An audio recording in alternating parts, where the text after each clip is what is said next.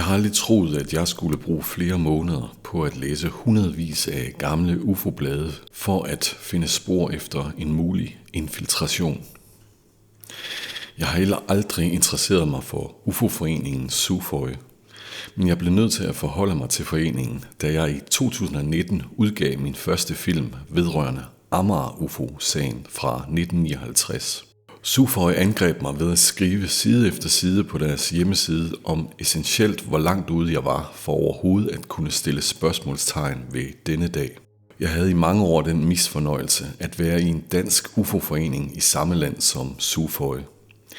Eksempler på chikane og karaktermord lærte jeg dengang var at forvente, hvis man altså ulejligede sig med tanken eller beviser på, at magthavere havde orkestreret sig uærligt i visse henseender. Da jeg ligesom havde haft min fortid med SUFOI, var jeg heller ikke forbavset eller urolig over, at de valgte at kaste sig over mit research. Jeg valgte dog at gøre dem opmærksom på, at deres tekniske modbevis på min hypotese ikke var teknisk overhovedet. Det kommer jeg tilbage til.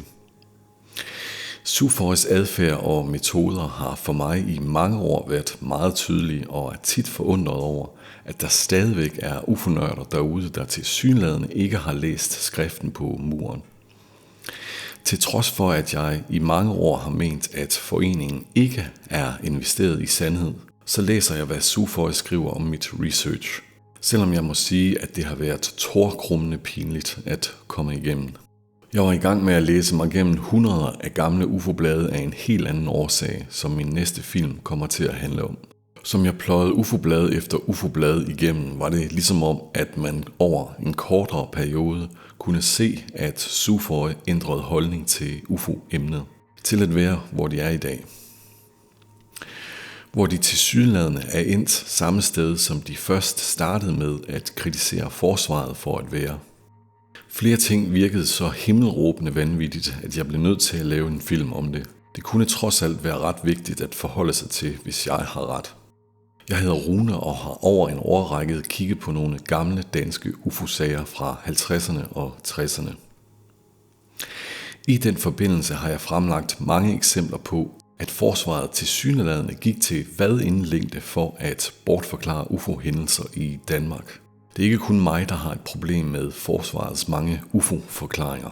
Allerede i 50'erne spredte der sig en tvivl i befolkningen vedrørende forsvarets mange forklaringsmodeller, der af flere personer dengang blev kaldt for søforklaringer.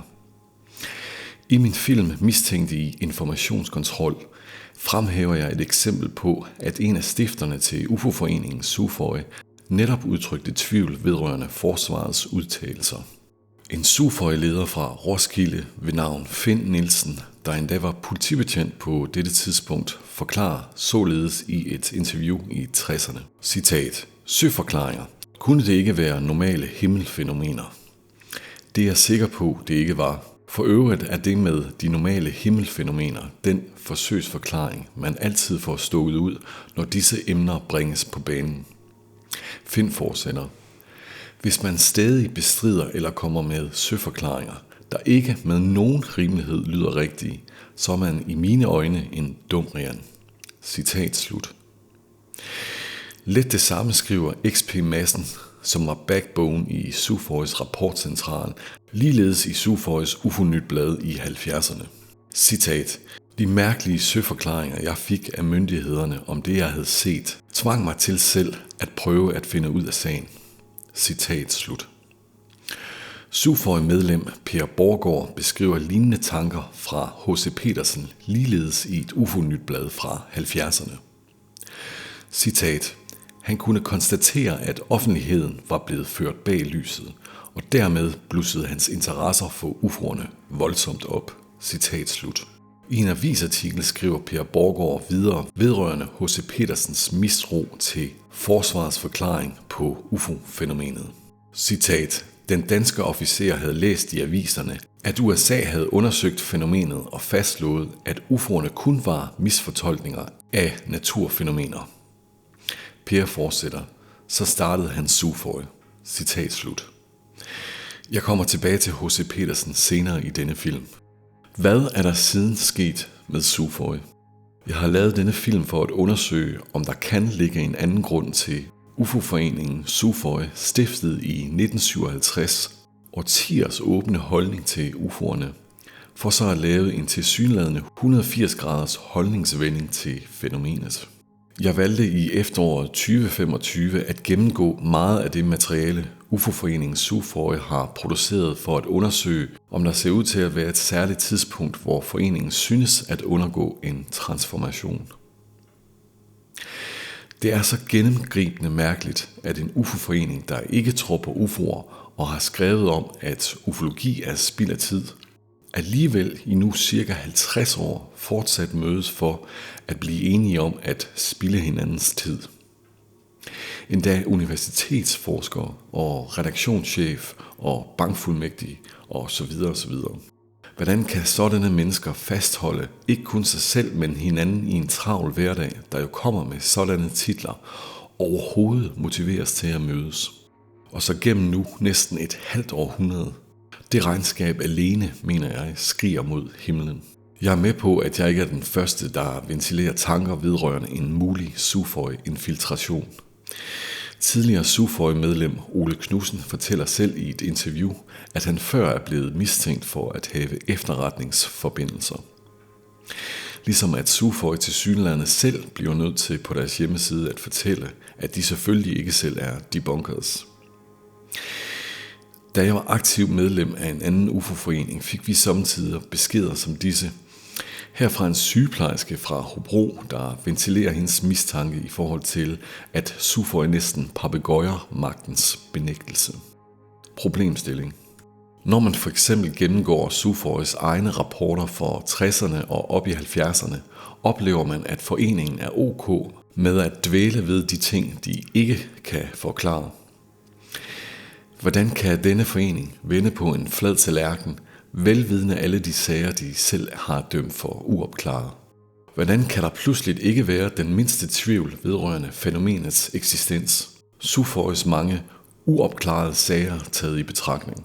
Hvis det var fordi SUFOI virkelig mener, den oplyste vej gennem UFO-fænomenet unægteligt vil lede til en pur afviselse af emnet, var det tilsyneladende ikke gældende for H.C. Petersen, der jo grundlagde SUFOI i 1957, og i dette interview fra 2009 tilsyneladende ikke har fået rokket ved sin holdning. Eller X.P. Madsen, eller Kjørbo, eller Kurt Abelskov, eller Finn Nielsen, eller Ejner Nielsen, eller Henrik Petersen, eller Erling Jensen, eller Frank Petersen, eller faktisk en del af SUFOIs medlemmer, der over årene forlod foreningen. Jeg har set denne groteske misrepræsentation af UFO-emnet før i mit research-arbejde. I flere af mine film fremlægger jeg som sagt eksempler på, hvor langt militæret var villig til at gå for at fjerne enhver mystik ud af gamle UFO-sager.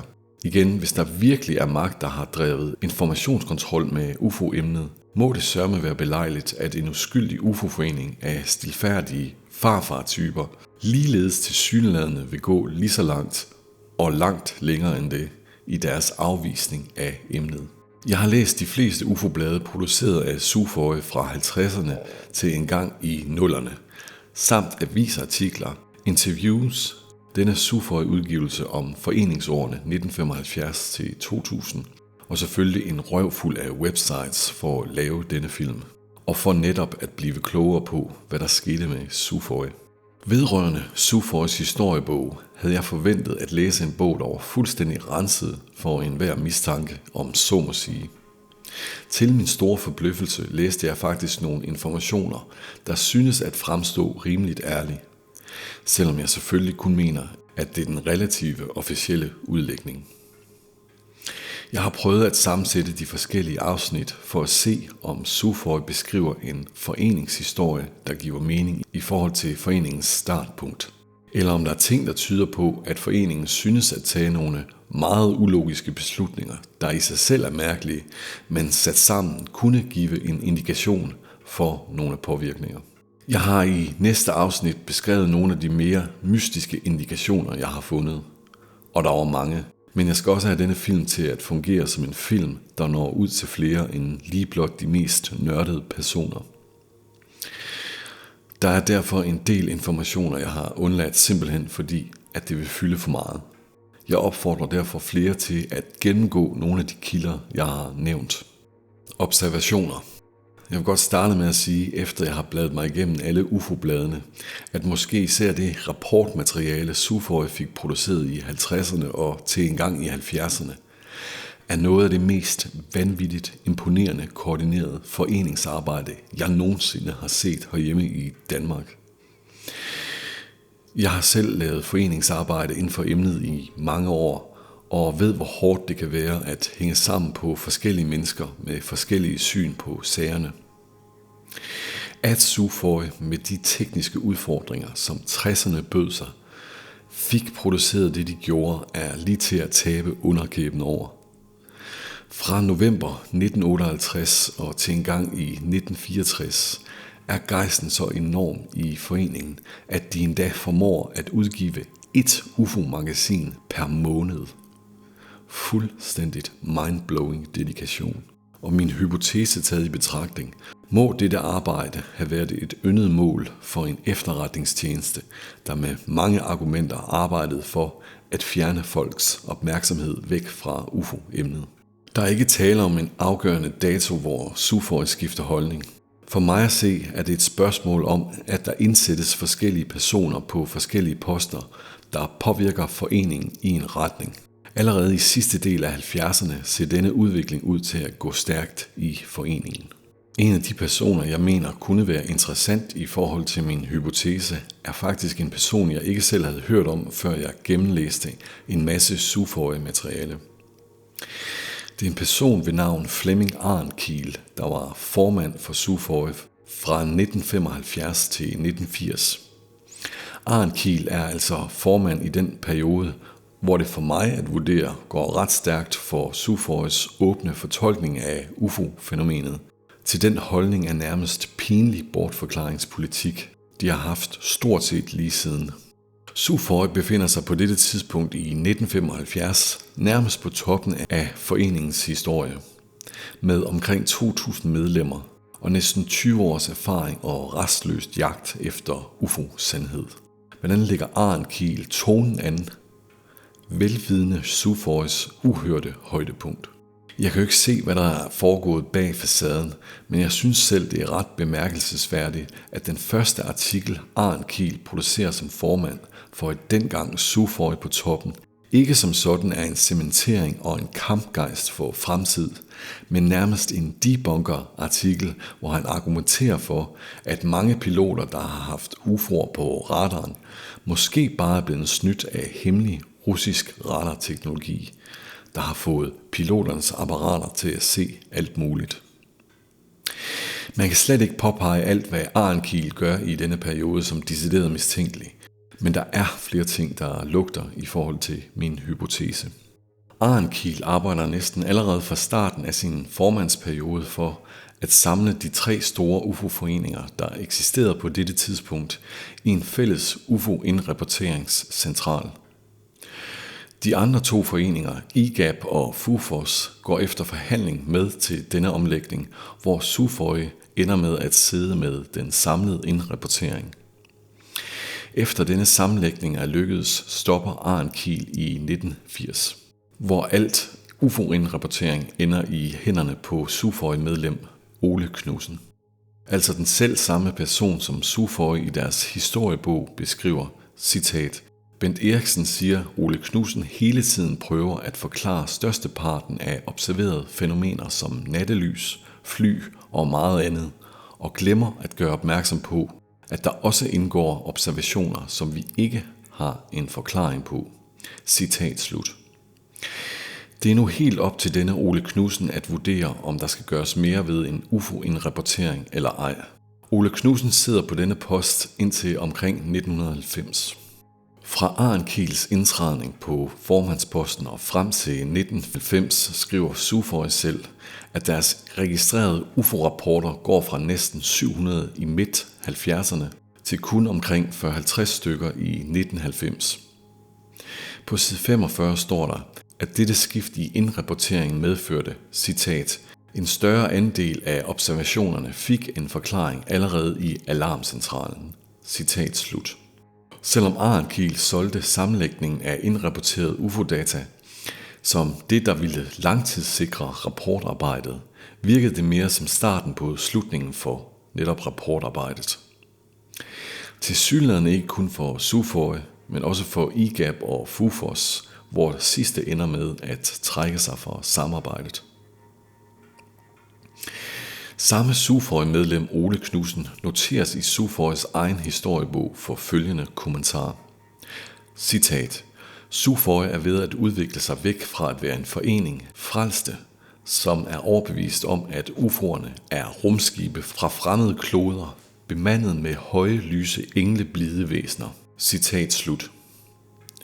I bogen står der ikke så mærkeligt, at denne udtalelse skabte splid i den gamle garde. Selvom Ole Knudsen senere fortæller, at det var en skrivefejl, står der længere nede, at Ole egentlig bare var 10-15 år forud sin tid, da det senere blev den almindelige holdning i SUFOI. Jeg tænker, hvis man har arbejdet i årevis og dokumenteret sag efter sag af mystiske UFO-hændelser, så vil jeg også føle mig røvrendt over, at foreningen pludselig lader alt indrapportering ligge på en person med Oles tilsyneladende holdning. SUFOI skriver, at en læser spørger Ole Knudsen, citat, hvilken ny indsigt skulle have kuldegravet rumskibshypotesen? Citat slut. Det svares der ikke på, men SUFOI henviser til, at de jo ikke har opklaret nogen sager, og derfor må der være noget galt med SUFOIs metode. At SUFOI tilsyneladende ikke har kunnet finde en forklaring på UFO-fænomenet, er tilsyneladende nu et problem, til trods for, at SUFOI jo netop blev startet, på grund af, at der var et fænomen, der ikke gav mening. Ydermere står der forskellige steder, at Ahrenkiel forbedrede relationerne mellem SUFOI og de offentlige myndigheder. Tydeligt tegn på, at SUFOIs relation til de offentlige myndigheder blev forbedret, ser man blandt andet med den store udstilling, de havde på Københavns Rådhus i forbindelse med, at foreningen blev 20 år, altså i 1977. Flemming Ahrenkiel åbner udstillingen med ordene, citat, vi har passeret det tidsrum, hvor UFO'er blev sat lig med flyvende tallerkener og små grønne mænd. Citat slut. En major K. Brøns Hansen fra Forsvarskommandoen, som angiveligt var forsvarets officielle talerør, når det gjaldt UFO'er, skriver vedrørende SUFOI. Citat. Har medvirket til at få diskussionen om UFO'ernes tilstedeværelse til at foregå på et sagligt plan. Citat slut. Måske er det kun et sagligt plan, hvis det hele netop handler om naturfænomener. SUFOI bliver dertil inviteret til at få en stand på den store flyveudstilling i 1978. En stand her kostede ellers 5.000 kroner. SUFOI fik den gratis. SUFOI skriver selv i deres bog, citat, deltagelsen på en flyveudstilling var i øvrigt interessant i lyset af SUFOIs relativt nye målsætning om, citat, ikke at fremhæve nogen bestemt teori om deres art eller oprindelse. Citat slut. Jeg kommer tilbage til SUFOIs målsætning senere. Prins Henrik og den daværende forsvarschef besøgte SUFOIs stand allerede før åbningen. Hvad havde alle disse officielle folk med deres officielle holdninger af betydning for SUFOIs politik? Det er Ahrenkiel, der står foran chefen for forsvaret og prins Henrik. Gode relationer er altid godt at have, men ville det ikke være bedre for UFO-sagen, hvis man fik fornemmelsen af, at SUFOI var nøgtern i forhold til de myndigheder, de startede med at opponere imod? Hvordan kunne SUFOI garantere en objektiv UFO-research, når selv forsvaret henviste til deres forklaringer? Er dette virkelig et tegn på en objektiv og upartisk UFO-forening, der jo nærmest blev grundlagt på grund af en mistro over for forsvarets udlægning i UFO-sagen? Ahrenkiel er der ca. 200, der hedder i Danmark, og alligevel ikke et helt ukendt navn inden for efterretningsverdenen. Om der er slægtsforbindelser imellem de forskellige Ahrenkieler, ved jeg ikke. Det kunne selvfølgelig være interessant at vide. Men vi skal hurtigt videre, for det der sker efterfølgende i SUFOI minder meget om en slags foreningsselvmord. I 1981 beskylder Per Borgård SUFOI for formynderi. Grunden til dette var, at Sufoy hemmeligholdte UFO-vidner over for pressen og offentligheden. Per mente, dette gjorde UFO-oplevelserne mindre troværdige. Blandt andet fordi Per mente, at ufologerne ofte læste deres egen fortolkning ind i rapporterne. Per mente, citat, det pressen kan og bør gøre, er at referere observationerne hæderligt, og så i øvrigt lade dem stå for vidnernes egen regning. Citat slut. Generelt har jeg svært ved at genkende Borregaard i hans eget skriv, meget langt fra hvordan jeg læser hans artikler fra 70'erne. Sufoy fortæller, at de kun under særlige omstændigheder ville afsløre UFO-vidner og forklare, at en offentliggørelse af vidnerne kan have barske konsekvenser for netop vidnerne. Om diskussionerne til gengæld var medbetydende for det stadig faldende antal af UFO-indrapporteringer, ved jeg ikke. Året efter igangsatte blandt andet Per Andersen fra Sufoy og en Kim Lykkegaard fra Fufos projekt Prometheus. Dette projekt skulle analysere danske ufologer for at se, hvordan disse var anderledes end den øvrige befolkning. Per Andersen mente, at UFO'er blandt andet eksisterede på grund af ufologer. Derfor ville de undersøge ufologernes rolle i UFO-sagen. De skriver selv om undersøgelsen. Citat, mange kunne se relevansen af en sådan undersøgelse, hvis UFO'er ikke var reelle fænomener, og det var i høj grad en provokation. Citat slut. Den mest udtalte kritik til projektet kom fra dem, der stadig forholdt sig åben i forhold til UFO-fænomenet, som for eksempel XP Madsen, Ejner Nielsen og Henrik Petersen.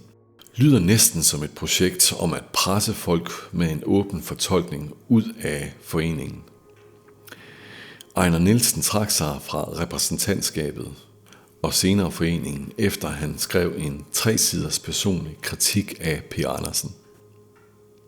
Samme Per Andersen skriver cirka samme tid artiklen Tidsfordriv. Citat, artiklen satte spørgsmålstegn ved de motiver, som aktive UFO-forskere generelt havde for at arbejde med sagen. Citat slut. Per Andersen hæftede sig ved, at ufologer ikke opklarede noget som helst, og derved ikke fulgte Sufoys nye målsætning, altså at opklare UFO-sager. Per mente, at mange ufologer var farvet af deres personlige holdning. Dertil mente Per tilsyneladende, at man ikke kunne drive en forening med så mange forskellige holdninger til tingene. XP Madsen, der som sagt var ansvarlig for Sufoys rapportcentral dengang den fungerede, går til modangreb og skriver i det efterfølgende UFO-nyt. Citat, det er mig ubegribeligt, at UFO-nyt har ville give plads til indlægget vedrørende UFO-sagen som tidsfordriv, som mest af alt minder om disse latterlige, offentlige selvransagelser, man kender fra visse religiøse, politiske bevægelser. Han fortsætter, at offentliggøre den slags i UFO-nyt, som er vores talerør udadtil, er at gøre os til grin over for offentligheden. At påstå, at denne provokation i UFO-nyt skulle tjene som et debatoplæg, er kun et røgslør for helt andre hensigter, nemlig at undergrave UFO-sagen og at nedvurdere Sufoy og dens medlemmer. Citat slut. En mand som XP Madsen var tilsyneladende ikke lige sådan at holde nede. Desværre dør XP Madsen kun måneder efter dette skriv, og havde desværre så ikke mulighed for at komme med sin mening om tingene længere. Per Madsen trækker sig fra Sufoy-ledelse, men der synes skaden allerede at være sket. Flere medlemmer havde allerede forladt foreningen. Til trods for, at Per Andersen måske mente, at Sufoy var spild af tid, kan jeg da se, at Per Andersen stadigvæk er i Sufoy til og med 2010, hvor det sidste UFO-nyt blev publiceret. Altså næsten 30 år efter Per skrev denne artikel Tidsfordriv. Kan selvfølgelig være, at Per bedre kunne lide Sufoy, efter de mange ufologer og holdninger var løbet skrigende bort. Jeg kunne fortsætte med mistænkelige indspark fra denne Per Andersen, men vi skal igennem mange informationer og må hurtigt videre. Sufoy kommer endeligt igennem til en DR-udsendelse efter mange års forsøg på at få fat i netop DR. Har fundet mange eksempler på, hvor meget Sufoy var forundret over, at DR tilsyneladende undgik foreningen. Det er tilsyneladende først på det tidspunkt, hvor foreningen næsten benægter alt, at DR vælger at lave et samarbejde med dem. På side 162 skriver de, citat, at man for første gang seriøst kom ind på hele problemstillingen ud fra en socialpsykologisk synsvinkel. Citat slut. Så igen handlede det ikke om at skabe klarhed om fænomenet, men at blande det med alt muligt, der kunne få emnet tvivlagtigt gjort. Suføje ændrer sig ikke overnight. For mig at se er der tale om en mere eller mindre kontrolleret kvælning, der tog en del år. Således kan man stadigvæk finde forholdsvis åbne artikler fra foreningen op gennem 80'erne. Havde de overnight ændret sig til der, hvor de er i dag, tænker jeg, at det havde afstedkommet endnu større interne stridigheder, end det var tilfældet. Men fra sidst i 70'erne blev der langsomt sat en kurs for foreningen, der skubbede Suføje derhen, hvor de er i dag. Og alle medlemmer med en åben tolkning af fænomenet synes at forlade foreningen helt af sig selv over årene herefter. Suføje nævner selv i deres historiebog en undersøgelse, de selv foretog på læserne af deres UFO-blad. Her fremgik det, at ca. 90% af deres læsere forholdte sig åbent i forhold til en tolkning af UFO-fænomenet. Holdningsskiftet var ikke kun et opgør med Suføjes gamle kræfter. Det var et opgør med deres læsere. Dette burde nok have været et vink med en vognstang om, hvorfor Suføje oplevede den store medlemsflugt ud af foreningen op gennem 80'erne. En Frederik Stjernfeldt kommer med skarpe vendinger og kritiserer UFO-nyt. Han påpeger, at Suføje undgår en diskussion om emnet og forklarer, at de var ude af synk med sine læsere, der godt kunne forholde sig til, at nogle UFO'er kunne være fremmed teknologi. Er dette et produkt af en UFO-forening, der ønsker udvikling eller afvikling? Især når man læser, at Suføje kronisk havde problemer med økonomien. Hvorfor så modgå 90% af de læsere, der købte deres blad? Antallet af abonnenter til UFO-nyt bliver herefter ved med at dale. Allerede i 1985 skriver de, at der kun var overskud til exceptionelle UFO-rapporter, og de vælger at gøre UFO-nyt mindre i sider og oplæg. Under afsnittet Suføje i 90'erne står der, at der både kom færre læsere til UFO-nyt og medlemmer i selve foreningen. Ikke et eneste sted står der, at Suføjes holdningsskift eller det faktum, at stort set alt materiale Suføje producerede, ikke var i tråd med de læseres åbne fortolkning af UFO-fænomenet. UFO-nyt kostede ca. 100.000 per år at fremstille. Uden læsere, ingen penge til blad og research osv. Hvorfor dette valg om at tilsidesætte læserne? Først mange år senere nævner Kim Møller blandt andet dette i et interview, at Suføje var blevet så skeptiske, at ingen gad at købe deres blad. Det er faktisk ikke fordi, at Suføje var blevet skeptisk. Det kommer jeg tilbage til. Et medlem kalder Suføje-mødet i 1980 for en farce og anklagede debatten i Suføje for at være fuldstændig monopoliseret. Al energi virker forsvundet ud af foreningen på dette tidspunkt. En af de få tiltag foreningen laver til trods for massiv krise, er at gøre deres blad UFO-nyt endnu billigere at fremstille. Deres historiebog starter selv med et kapitel om den overordnede ledelse og strukturændringer. Foreningens formål og indhold synes at være fuldstændig forsvundet i, hvem der skal være gruppeleder og hvordan foreningen nu skulle opdeles. Tilsyneladende som det eneste svar på foreningens problemer synes at være de mange omstruktureringer, Suføje har lavet over årene. Ikke så mærkeligt, at de flere steder skriver, at aktivitetsniveauet i foreningen falder. Suføje kalder tiden i foreningen at køre linen ud. Lyder næsten som en, der hænger sig selv. På side 116 skriver de, at de økonomiske problemer, bladet havde, var fordi folks interesse for UFO-emnet var dalende. Ikke et ord om deres politik, der synes at være et overdrevet fokus på de eneste ting, de mente at kunne finde svar på. Når man ser på billedet i dag, er der i hvert fald ikke noget, der tyder på, at emnet er faldet i interesse. Tværtimod. Antallet af medlemmer i Suføje faldt fra ca. 2600 til ca. 500 på kun ca. 6-7 år. Og endelig til ca. 15 personer, som Kim Møller selv nævner i dette interview. Man kan sige, at tallet er blevet ved med at falde, og Suføje i mange år kun tilsyneladende har bestået af en flok fanatiske benægtere. Det vil sige, at det har lykkes at reducere foreningen på ca. 2600 medlemmer til 15 medlemmer, med tilsyneladende samme holdning til emnet. Et medlemstab på mere end 99%. De skriver, at Michael Rothstein, Ph.D. i religionshistorie ved Københavns Universitet, har været medlem i SUFOI i flere år. Rothstein skrev en artikel i Illustreret Videnskab i 1994, hvor han argumenterede for, at hele UFO-fænomenet var et social-religiøst fænomen. Det vil blandt andet sige, at alt det rapportarbejde, SUFOI havde lavet siden 50'erne, var vrangforestillinger. Stik imod alle de artikler, SUFOI tidligere havde publiceret, hvor de argumenterede for, at folk, der gik op i emnet, præcis var dem, der ikke var religiøst påvirket, men måske endda viste særlige tegn på intelligens. SUFOI kvitterer med ikke at moddebattere ham, men ved at invitere ham til at skrive til deres blad. SUFOI har tilsyneladende på dette tidspunkt reduceret UFO-nyt næsten kun til at viderebringe informationer, der miskrediterer hele UFO-emnet. At Rothstein er religionsforsker, fair nok, men gør det ham kvalificeret til at vurdere UFO-sightings. SUFOI brugte Rothstein til at foreslå et samarbejde, der godt nok aldrig blev til noget. Projektets formål var, citat, at undersøge de sociologiske og psykologiske aspekter af UFO-sagen. Citat slut.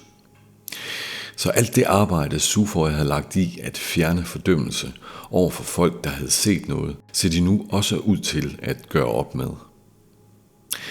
Nu er vi altså helt tilbage til før SUFOI startede, ved de årlange søforklaringer fra forsvaret om naturfænomener, hver gang folk ser noget usædvanligt. SUFOI er nu tilsyneladende endt nøjagtigt samme sted. SUFOI får til gengæld hjælp fra en ekstern konsulent til at gøre foreningen mere attraktiv. SUFOI skriver selv, at denne konsulent tidligere var ansat i PA Consulting. PA Consulting skriver, at de blandt andet har forsvaret som kunder. Det er nok bare endnu et tilfælde. Det, der kommer ud af mødet, lyder som en rebranding af SUFOI. Ikke et egentlig ændring på deres holdninger til UFO'er.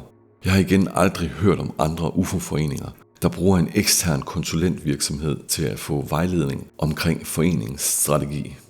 Jeg tænker, at hvis SUFOI på nuværende tidspunkt ikke kunne se, at det med at forlade 90% af læsernes efterspørgsel må have været den overvejende grund til SUFOIs krise, så er der godt nok noget, der skriger mod himlen. Og SUFOI vælger i starten af 1997 at offentliggøre følgende vision. Citat. SUFOI vil identificere og afmystificere alle observerede himmelfænomener. Citat slut. Dertil bekræfter det min mistanke om, at SUFOI ønskede kontrol med UFO-informationer, der florerer i samfundet. Citat. SUFOI vil sikre, at alle observatører af ukendt himmelfænomener henvender sig til SUFOI. Citat slut. På den måde kan man også argumentere for, at SUFOI ønsker at sætte sidste punktum på alle UFO-observationer. Citat. SUFOI vil være foreningen, man henvender sig til for at få informationer om UFO'er. Citat slut. Til trods for SUFOIs problemer med at gøre sig relevant over for UFO-interesserede, vinder de 76.000 kroner af Undervisningsministeriet til at producere 15.000 hæfter om himmelfænomener.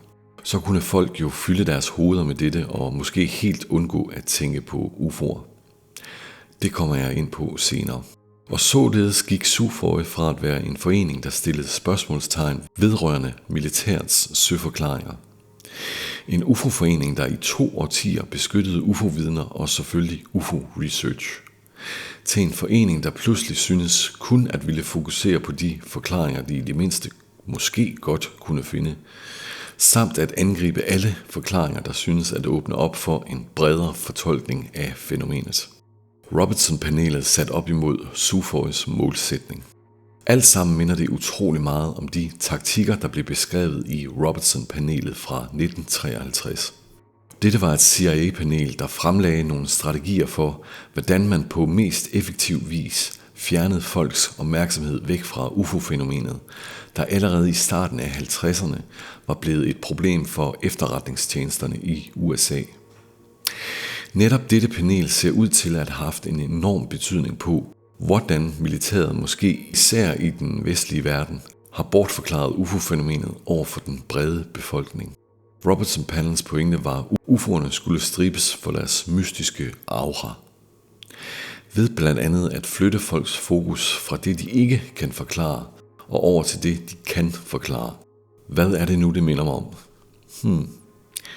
Igen for at flytte en forening, der har arbejdet så målrettet og systematisk med UFO-mysteriet, er det nødvendigt for mig at se at gøre det i bidder. Jeg lister her de 5 forskellige målsætninger, jeg har kunne finde fra SUFOI, om hvordan foreningen netop over en periode på flere år helt afspores i forhold til udgangspunktet. I 1970 var SUFOIs målsætning at udbrede kendskab til UFO'er, uidentificerede flyvende objekter, ved publikationer, foredrag og anden udadvendt virksomhed, samt at bidrage til opklaringen af UFO-fænomenet. I 1977 vedtog man en ny og mere præcis målsætningsformulering. Det var nu foreningens formål at bidrage til opklaring af UFO-fænomenet ved indsamling og bearbejdning af observationsberetninger, samt udbrede kendskab til emnet ved publikationer, foredrag og anden udadvendt virksomhed.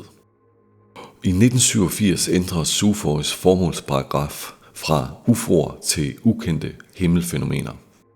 Citat. Generelt var den nye målsætning en ændring fra at opfatte fænomenerne som et fysisk eksisterende fænomen i form af objekter, der skulle opklares, til en blødere fortolkning, der også åbnede mulighed for ikke-fysiske forklaringsmodeller, altså psykosociologiske teorier.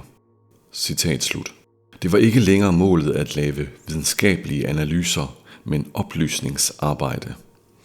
Her menes der tilsyneladende oplysning i forhold til SUFOIs holdninger. I 1995 bliver der igen lavet tilføjelser til SUFOIs formålsparagraf. Citat. Ændringen markerede endnu et skridt væk fra en opfattelse af UFO'er som nødvendigvis værende fysiske objekter i vores atmosfære og åbnede op for muligheden af, at der kunne være tale om rene oplevelsesfænomener. Citat slut.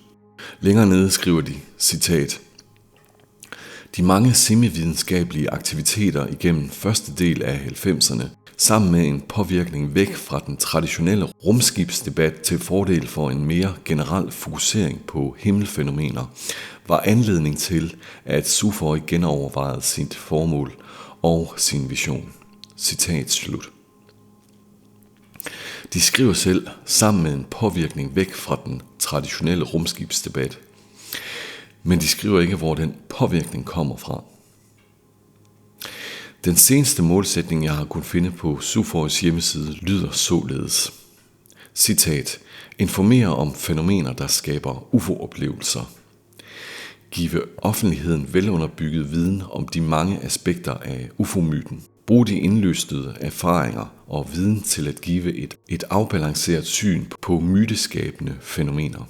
Citat slut. Lyder som om, at SUFOIs målsætning over årene klippes til, så den unægteligt kommer til at lyde som noget, der kommer fra Robertson-panelet fra 1953. En notorisk fokus på at dømme en sag opklaret. Førhen lå SUFOIs sager stå åbne, hvis ikke de havde info nok. Den del sluttede stort set med de nye målsætninger.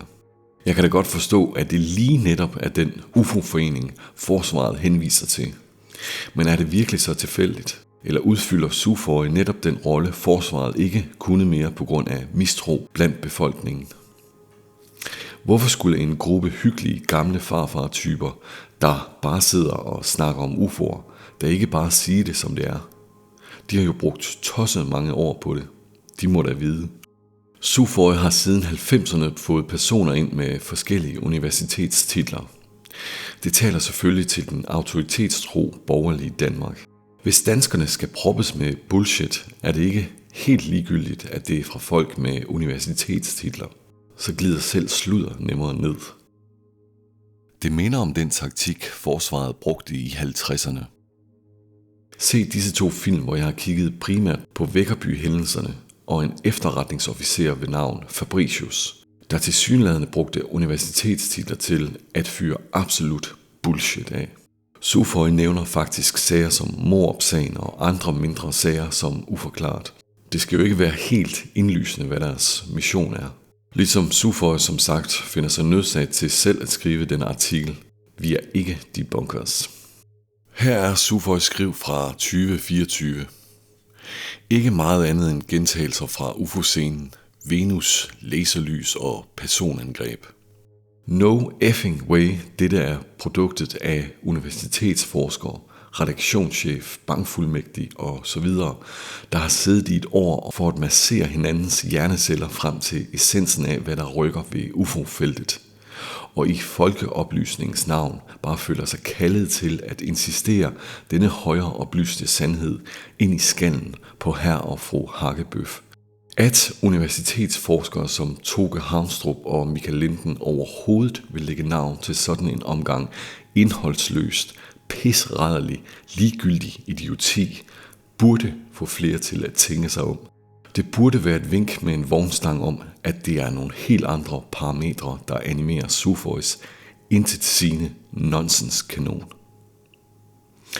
Jeg ved godt, der er en masse UFO-medieklovne i Danmark, der agerer mikrofonholdere for Sufoi. Man kan jo spørge sig selv, om der overhovedet er tale om deciderede litterære medier, beviserne for Sufois årtiers sludder taget i betragtning. Ingen nævnt, ingen glemt. Om H.C. Petersen fortælles som sagt, at han netop startede Sufoi for at gøre op med forklaringer, der ikke gav mening.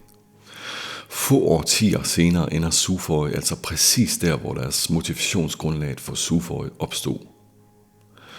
Ikke fordi, at folk som H.C. Petersen var blevet klogere på fænomenet, men måske mere fordi der ankom forskellige folk til Sufoi med en anden holdning til fortolkning af fænomenet, de ligeledes insisterede danskerne skulle acceptere.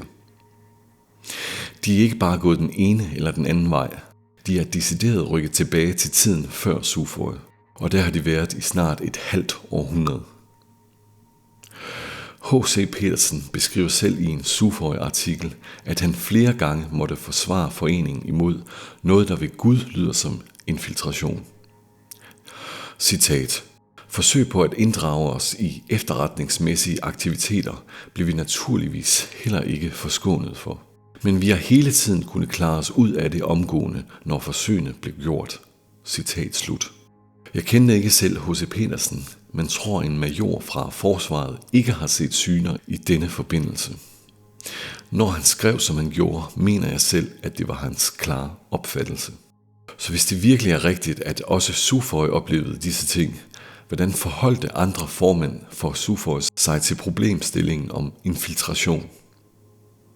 Som jeg tolker tonen i Sufois UFO-nyt, nægter jeg at tro på, at hvis der var kendskab til sådanne aktioner, at disse ikke ville være omtalt af forskellige medlemmer. Det kan så enten betyde to ting. Infiltrationerne stoppede lige efter H.C.'s exit i 1964, eller selvfølgelig at infiltrationerne til sidst lykkedes.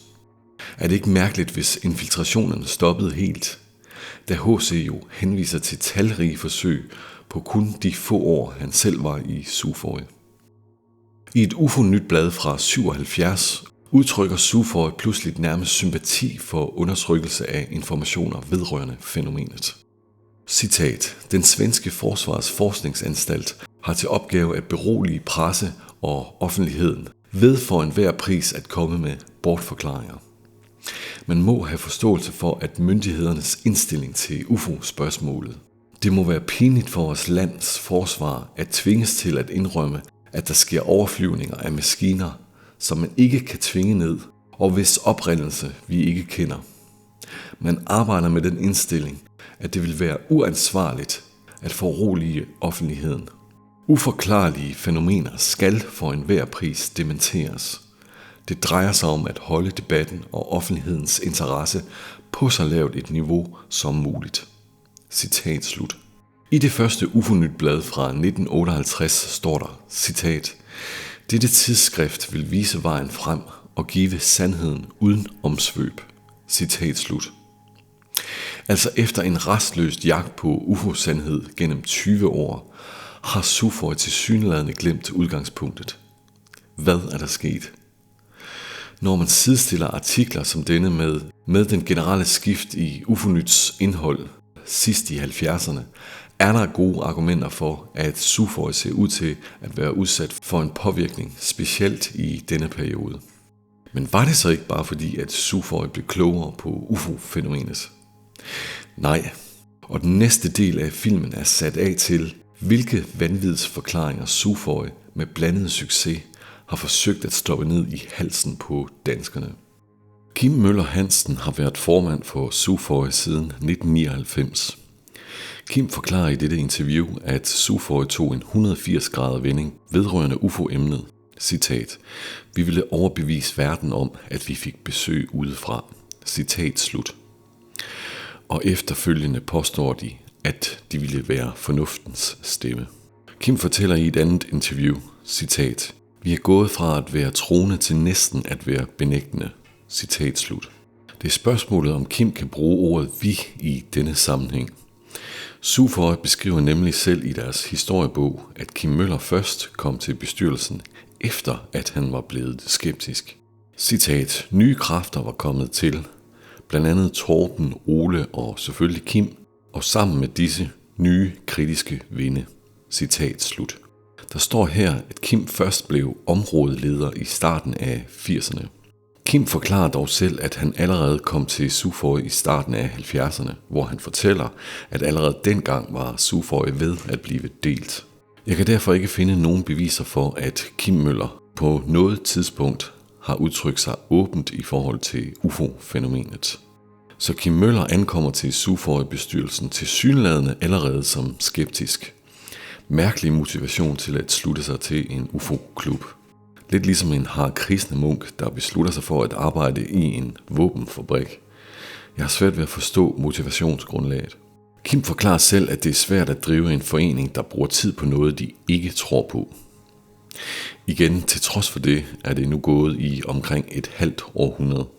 Kim fortæller som sagt i et interview til Ude og Se, at Suðuroy bare er en samling gamle mænd, der mødes for at snakke om UFO'er. De beviser, jeg har fremlagt, burde få folk til at stille spørgsmål ved denne udtalelse. Suðuroy deltager i pressemeddelelser, radiointerviews, tv-udsendelser, foredrag, hvor de bagvasker folks research, laver hjemmesider om UFO-researchers, hvor de misrepræsenterer deres bevisførsel, karaktermyrder andre foreninger og deltager sådan set i alt, der kan stagnere en fri diskussion af UFO-emnet. Jeg anser derfor denne udtalelse for endnu en demonstration på Suðuroys nærmest sygelige mangel på selvindsigt. Jeg var som selv sagt en del af en UFO-forening, der en overgang hed Exopolitik Danmark. Specielt vores årlige konference synes at være et yndet mål for Suðuroy. På vores konference i 2013 troppede Kim Møller Hansen op for at overvære konferencen og tage billeder. Talerne var velkendt på UFO-scenen, og bestemt nogle Suðuroy på forhånd vidste, hvem var. Alligevel skulle Kim jo møde op til konferencen. Måske for netop af den grund efterfølgende at kunne tage afstand fra det hele. Af alle de UFO-foreninger, der dengang eksisterede, brugte vi i UFO Danmark ikke tid på at udstille folk, vi ikke var enige med. Vi havde dårlig tid og overskud til vores egne konferencer. Jeg kender faktisk ikke rigtig nogen andre UFO-foreninger end Suðuroy, der bruger tid på at publicere materiale, hvor de advarer om andre UFO-foreninger. Hvis der er nogen, man ikke er uenig med, fair nok, så er der masser af tid at bruge hver for sig med den del af emnet, man nu selv mener kunne være givende at få flere mennesker til at forstå. Fra Suðuroys egen hjemmeside vedrørende Kim Møllers besøg på vores konference i 2013 kunne vi så efterfølgende læse. Citat: "Stemningen blandt de omkring 70 tilhørere var afslappet og lugtede dengang knap så meget af bønnemøde i Nordjysk Frikirke. Til gengæld var konferencernes 2 foredragsholdere meget langt ude, helt uden for pædagogisk rækkevidde." Citat slut. Hvem skriver overhovedet sådan noget om andre mennesker? Hvordan kan en redaktionschef fra Gyldendal overhovedet have tid til den her slags? Synes du skrivelser som disse bidrager med noget som helst andet end selvfølgelig demonisering af andre, der ikke hyler i kor med Suðuroy? Synes du denne tekst er et udtryk for en UFO-forening, der ønsker en åben debat om emnet? Eller er det et udtryk for en forening, der desperat forsøger at nedkugle enhver offentlig debat vedrørende UFO'er, de ikke selv kontrollerer? Kim Møller har i mange år været redaktionschef på Gyldendal. En af Kim Møllers bøger om hans egen holdning til emnet er endda udgivet af Gyldendal. Det må da være en konstruktion, potentielle magthavere må klappe i hænderne over. Altså en redaktionschef på det største danske forlag tilfældigvis er aktivistisk UFO-debunker, og samtidig med evne til at få forlaget til at publicere sine holdninger. Det er en konstruktion, der er svært helt at hamle op med, om så må sige. Jeg brugte bibliotekspenge.dk for at undersøge, hvad Kim Møller havde tjent på at tilføre absolut 0 til opdagelse af UFO-fænomenet. Altså ikke ud over tilsvinelser, personmord og grotesk misrepræsentation af andre menneskers research. Jeg lagde tallene sammen og fandt, at Kim Møller Hansen alene ved biblioteksudlån af sit materiale har tjent godt 1,5 million. Hvad Kim Møller ellers har tjent på sit materiale fremgår jo ikke her på siden.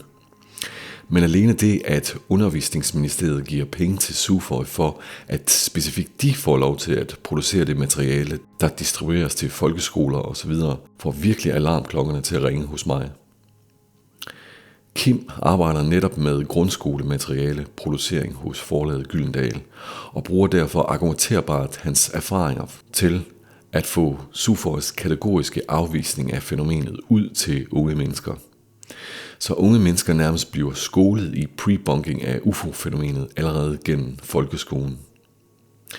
Hvis Kim virkelig er et symptom på en infiltration, ser det da ud til, at magten har fået den helt rigtige mand på den helt rigtige position. Eksempler på Kim Møllers censur af UFO-historien.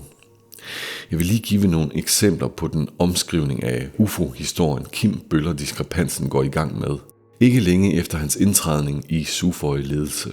For eksempel Travis Walton-sagen fra 1975.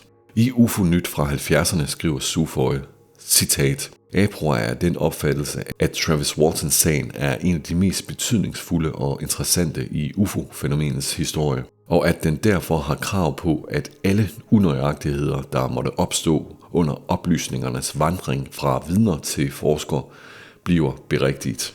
Citat slut. Men selvfølgelig vælger Kim at basere en hel rapportgengivelse på ærkedebunkeren Philip Klass og skriver senere, citat, i sin nye bog fremdriver Klass nye overbevisende indicier for, at hele bortførelsen er et veltilrettet svindelnummer, arrangeret af Travis selv og især af hans arbejdsgiver Mike Rogers. Citat slut. At et vidne i Walton-sagen sidenhen er kommet frem og forklaret, at netop Philip Klass tilbød ham penge for at fortælle, det hele var et svindelnummer, er jo endnu noget, der sætter alvorligt spørgsmålstegn ved SUFOYs tilsyneladende mest gennemgående modkilde Philip Klass. Man kunne lave film efter film med kritik af Philip Klass, men det har vi ikke tid til, for vi skal videre til præsident Carters UFO-oplevelse, som SUFOY først mente var så stærk, at endda Ole Henningsen for eksempel skrev dette i UFO-nyt i 70'erne. Citat, man kan da håbe på, at offentliggørelsen af præsident Carters UFO-oplevelse kan få andre observatører til at melde sig til verdens UFO-organisationer med deres observationer, uden den frygt for latterliggørelse, der desværre stadigvæk holder også videnskabsmænd tilbage. Citat slut. Ret sjovt er det, at SUFOY bliver mere og mere afvisende over for denne sag, som årene går. I 80'erne afsluttede Kim en gennemgang af Carter-sagen således. Citat. Hart kunne ikke mindes den omtalte observation. Han fortsætter. Observationen har tilsyneladende ikke gjort det store indtryk på alle de 10 vidner, som Carter nævnte i sin rapport. Citat slut. Men i UFO-nyt nogle år senere afslutter Kim til gengæld en omtale af sagen således. Citat. Carters oplevelse illustrerer i virkeligheden blot, at alle, uanset status, kan opleve et himmelfænomen, som de ikke umiddelbart kan forklare, og at vi alle kan tage fejl. Jimmy Carter så ikke et rumskib, men Venus. Citat slut. McMinnville-sagen fra 1950 slipper heller ikke for en på frakken. SUFOY skriver igen i deres blad fra 70'erne. Citat. Nøjagtigheden af visse fotometriske målinger af de originale negativer argumenterer imod et falskneri. Citat slut. Men i UFO's nyt fra 2002 ventilerer SUFOY, at det lige så godt kunne være en pladespiller, der var ophængt i en snor. Ikke nærmere beskrevet hvordan. Rex Heflins berømte UFO-billede fra 65. Sufor skriver i UFO-nyt i 66 således, citat, han afviser ikke blot luftvåbnets forklaring som umulig, men fordømmer også luftvåbnets ubegrundede påstand om et falsum. Citat slut. I UFO-nyt fra 90'erne skriver Kim Møller til gengæld således, citat, Heflins første foto er lavet ved hjælp af opklæbningsteknikken med polaroidkameraets afstandsmåler sat på uendelig. Billede nummer 2 og 3 er lavet ved at fotografere en lille model ophængt i en bæretråd uden for bilruden. Citat slut. Pascagoula-sagen fra 1973. Sufor skriver i et blad i 70'erne. Citat.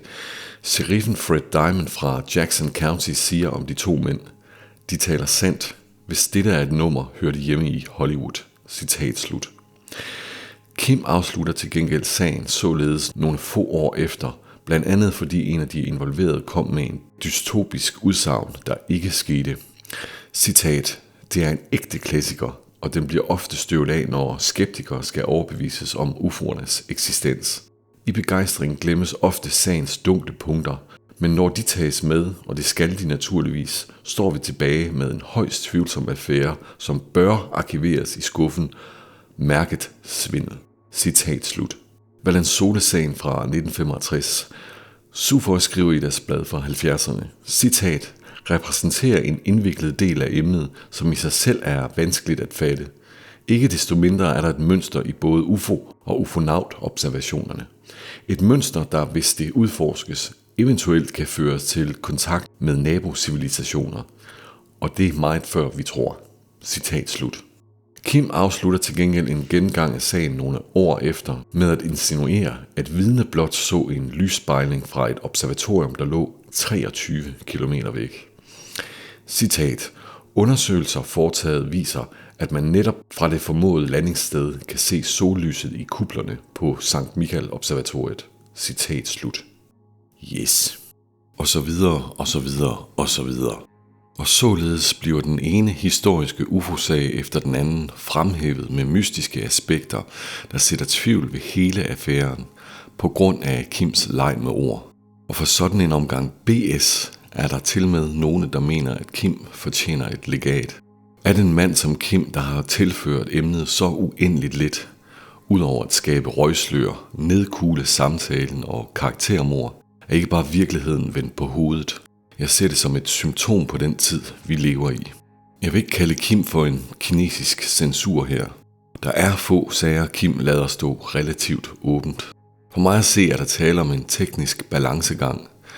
At virke skeptisk, uden at det virker for åbenlyst for folk, hvad Sufois hensigt reelt set synes at være. Mest af alt synes strategien at være at kaste alt muligt vanvittigt røg og damp ind i rapporterne, så de fleste mister interessen for emnet, da de efterlades med et meget uklart billede af den tekniske bevisførsel. Det er ikke et spørgsmål om, at Sufoy søger bedre tekniske modargumenter, og bare er skeptiske, som Kim fortæller i Ude at se. Kim Møllers handlinger vidner for mig om, at Sufoy ser det som en kamp om virkelighedsopfattelser, og i den kamp skyer Sufoy tilsyneladende ingen midler. Ole Henningsen beskriver som sagt i 70'erne om at nedsætte latterlighedsniveauet vedrørende UFO-emnet. Jeg viser her nogle billeder fra Kim Møller Hansens online artikler. Synes du det er noget, der åbner op for en lødig diskussion vedrørende emnet? Sufoy vil nok mene, at det er latterliggørelse af syge eller forkerte holdninger. Men er det en adfærd af en UFO-forening, der ifølge deres eget blad fra 70'erne ønsker et opgør med latterlighedsniveauet vedrørende emnet? Eller tegn på en påvirkningsgruppe, der bruger manipulerende tricks for at nedkugle diskussioner, de ikke selv er i kontrol over? Og nu når vi er ved Ole Henningsen. Ole Henningsen har angrebet mit eget research i årevis. Det er ikke noget, jeg tager personligt.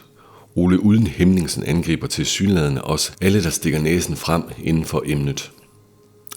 Det drejer sig om den største UFO-sag i Danmarks historie, som er blevet kaldt for et svindelnummer siden dagen efter den skete i sommeren 1959. I mit eget research fremlægger jeg blandt andet tekniske beviser for, at af de 2 forklaringer, der er givet på denne sag, er der faktisk kun en af dem, der forklarer, hvad vi ser på billederne. Og det er ikke den officielle forklaring. Se mere i disse film. Da jeg som sagt har været mangeårig medlem af en anden dansk UFO-forening, kom det heller ikke som nogen overraskelse, at det netop var Ole, der brugte mest tid i forsøget på at kvæle min stemme. Alligevel valgte jeg at tjekke ud, hvad røgslør Ole spredte ud over mit research, da jeg aldrig selv har kunnet pille ved det tekniske bevis bag min hypotese. Ole har skrevet et helt afsnit vedrørende det tekniske bevis, jeg havde fremlagt, som jeg gav mig tid til at læse i forsøget på at finde ud af, hvad der havde motiveret ham til at skrive så meget. Oles skriv viste sig egentlig bare at være en gennemgang af min metode, hvorpå det eneste tekniske modbevis var, citat, men der skal ikke mange unøjagtigheder til, før man kommer til kontroversielle konklusioner. Citat slut. Det vil sige, at hr. Uden Hemmingsens tekniske modsvar i den største UFO-sag i Danmarks historien ene og alene beror sig på hans antagelse om, at jeg nok bare har målt lidt forkert. Faktisk viste jeg Ole, at jeg skulle regne hele 40-50 meter forkert, da modellen placerer sig ude midt i et åbent område. Heller ikke det ser Ole ud til at ønske at nævne. Måske fordi, at det vil gøre hans pointe totalt invalid. Jeg har aldrig selv hørt fra Ole, da jeg senere blev gjort opmærksom på, at han havde deltaget i et radiointerview, hvor jeg ikke selv var inviteret. Et radioprogram, hvor han ikke så mærkeligt netop grotesk misrepræsenterede mit research. Dertil har Sufoy-medlemmer aktivt angrebet mit research på blandt andet sociale medier osv. Jeg tager gerne en dialog med folk, da jeg som sagt ikke selv har kunnet finde et teknisk modsvar på mit bevis. Men jeg får eddermame lange løg, når jeg får fornemmelsen af at have en dialog med mennesker, der ikke optræder ærligt, eller for den sags skyld særlig begavet. Ole fremlægger i øvrigt på hans side et dokument, hvor det fremgik, at Hærens efterretningstjeneste havde mødtes med vidnerne i forbindelse med deres tv-interview samme dag i 59. Dertil med en forklaring om, at det var en tekst, han var faldet over et sted, han ikke ville afsløre. Jeg ansøgte herefter tilladelse til at se de nu afklassificerede ugerapporter fra Hærens efterretningstjeneste, for at se, om jeg kunne finde noget lignende vedrørende det, Ole fremlagde. Jeg var ikke i stand til at se nogen steder, hvor Hærens efterretningstjeneste havde skrevet noget som helst om denne sag. Herefter skrev jeg til Sufoy vedrørende kildeforspørgsel. Herefter kom en fra Sufoy til at videresende en intern dialog vedrørende min forspørgsel. Husker noget med, at Ole skrev internt, hvis han henvender sig igen, tager jeg den derfra. Mystisk kommentar fra en UFO-forening, der selvfølgelig ønsker at spille med åbne kort. Ole skriver efterfølgende, at han har skrevet om kilden i hans nye bog, som jeg så måtte anskaffe mig for selv at se efter. Cirka 2 års tid efter blev jeg spurgt om at deltage i et interview, hvor det senere viste sig, at Ole også var involveret. Det vidste jeg ikke noget om på forhånd. I interviewet i denne Third Year podcast havde Ole åbenbart trukket i nogle tråde og fået hovedvidnet, der tog UFO-billederne i 1959 til at genfortælle den udlægning, jeg havde bevist ikke kunne lade sig gøre. Ole Strandgaard, som vidnet hedder, havde lige siden 1959 benægtet at udtale sig om sagen. Så hvad indtråde Ole havde rykket i, var disse stærke nok til at få Strandgaard i tale.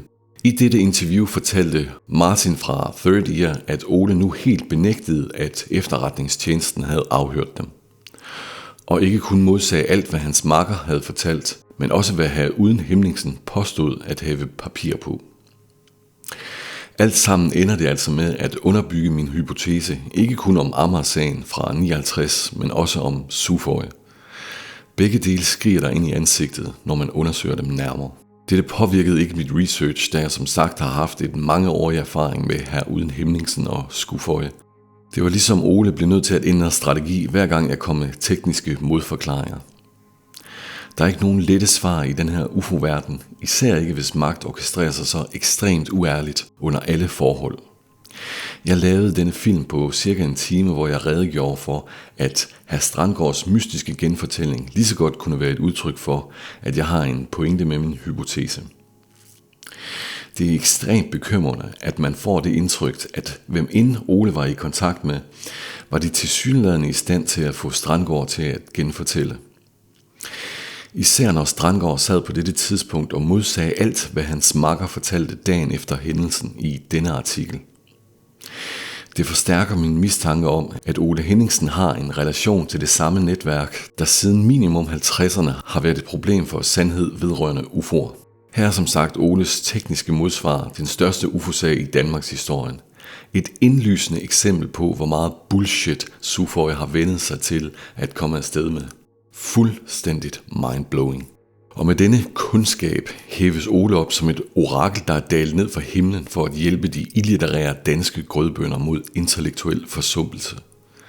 I folkeoplysningens navn selvfølgelig. For mig at se ved Ole og Sufoy godt, at 99% af danskerne ikke går i nærmere detaljer med de her ting. De registrerer blot, at en flok erfaren folk modsiger mig, og så forholder de sig til det. Også selvom det er nonsens, så er den almindelige dansker ikke lige der, hvor de har overskud til at undersøge for og imod i særlig grad. Afsluttende om de 3 store UFO-foreninger. Sufoy havde ikke meget foreningsstruktur i 50'erne, men H.C. Petersen skulle have skrevet i 1959 til Sufoy-grupperne rundt om i landet.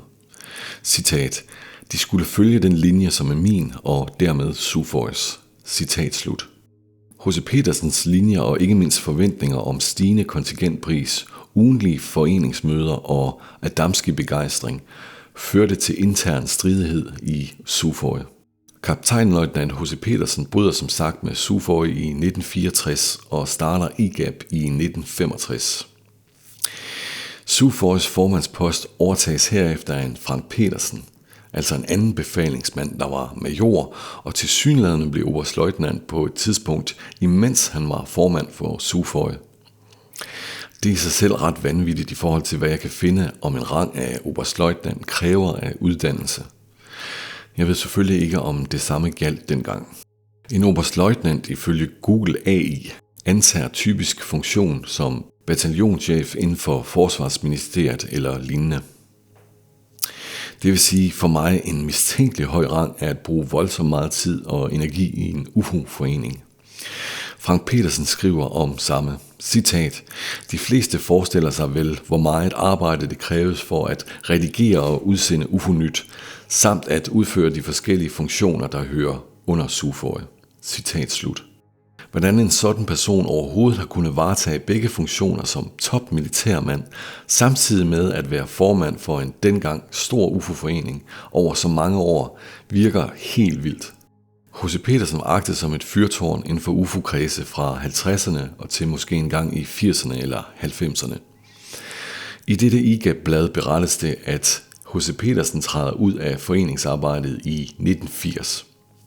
Og når således som det sidste som formand at overgive IGAPs rapportsystem til Sufoy. Jeg forsvarer selv H.C. Petersen i denne film, Ufologi og disinformation, med at jeg mener H.C. Petersen i sit naive sind vendte det blinde øje til Adamskis bevisførsel. Jeg fandt selv dette skriv i et Sufoy-blad fra 1978, hvor Per Borgård forklarer.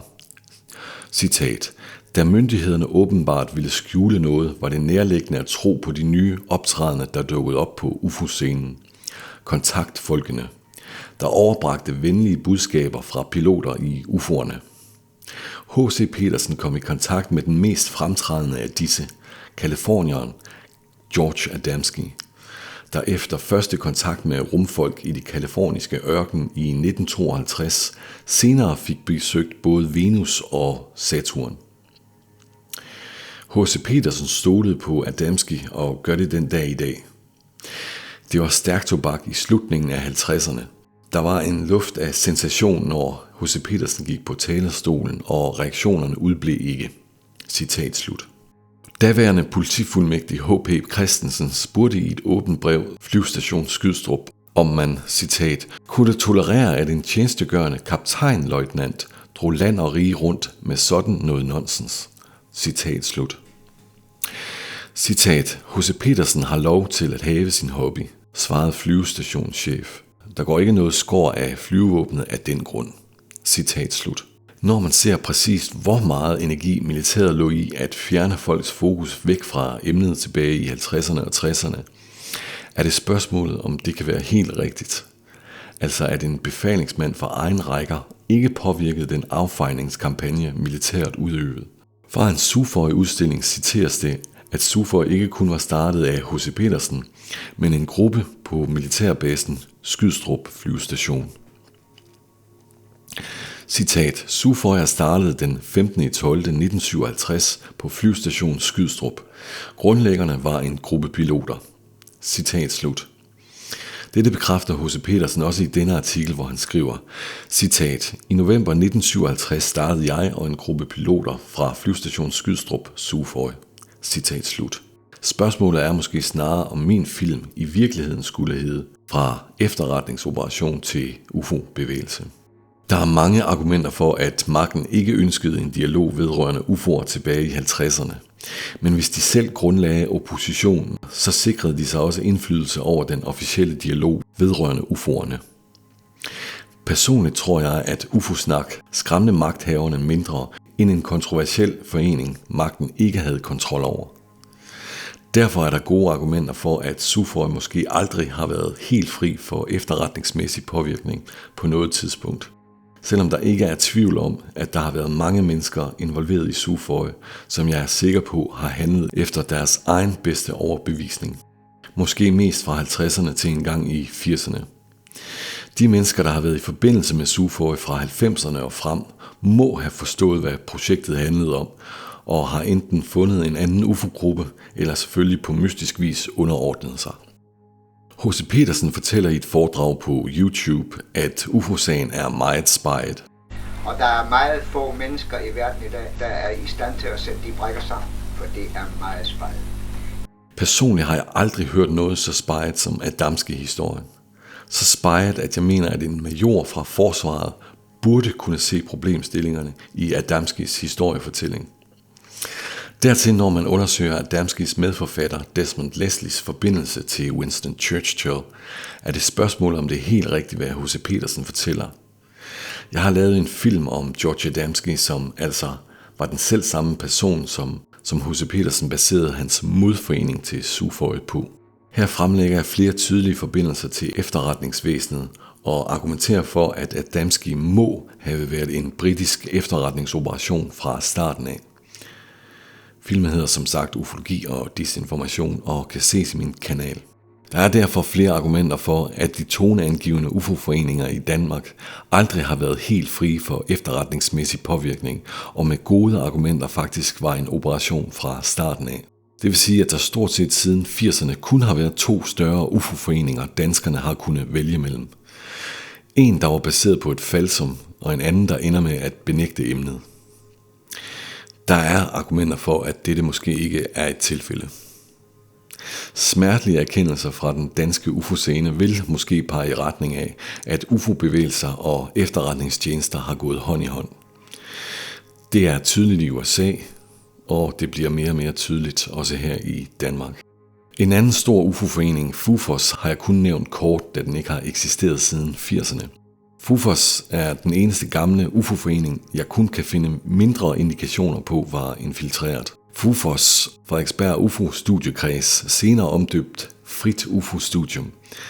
Denne blev stiftet i 1968, og Sten Lancy bliver nogle år efter en central spiller i foreningen, helt indtil starten af 80'erne, hvor han stopper.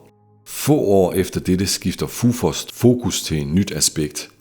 Et blad, der behandler et væld af alternative emner, hvoraf UFO-emnet kun blev en mindre del.